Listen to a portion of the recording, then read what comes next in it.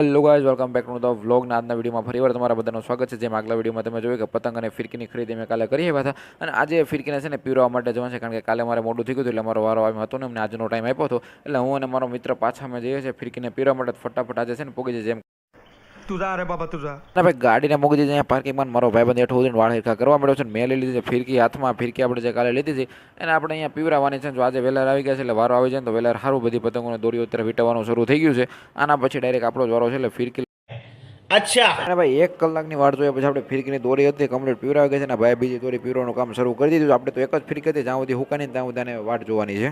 ઠીક હે. મારી દોરી સુકાયની વાટ જોઈને અમે અહીંયા શાંતિથી બેઠા હતા. આ તો ઉત્તરાયણના તહેવારમાં કોઈ દિવાળી મનાવવા માટે બાજુમાં ફટાકડાને ધબધબાટી બોલાવવા માંડ્યો છે. સુરતવાળા હું કરવા માંગે છે નહીં તો મને કંઈ ટપો જ નહીં પડતો, કારણ કે ઊંધા ચાલવું બધું તો કરી હું લો તમે. આપણી દોરી છે કમ્પ્લીટ હુકાઈ ગઈ છે ને ફિરકા વીટવાનું કામ શરૂ કરી દીધું. અડધી પોણી વીટવાઈ ગઈ છે ને વીટવાય એટલે સીધું ઘર ભેગું છે, કારણ કે સ્વેટર કે લાવ્યો નથી ને ઠંડી વધી ગઈ છે. તો આજના વિડીયો માટે એટલું જ. મળી બીજા વિડીયો ત્યાં સુધી બધાને ગુડ બાય.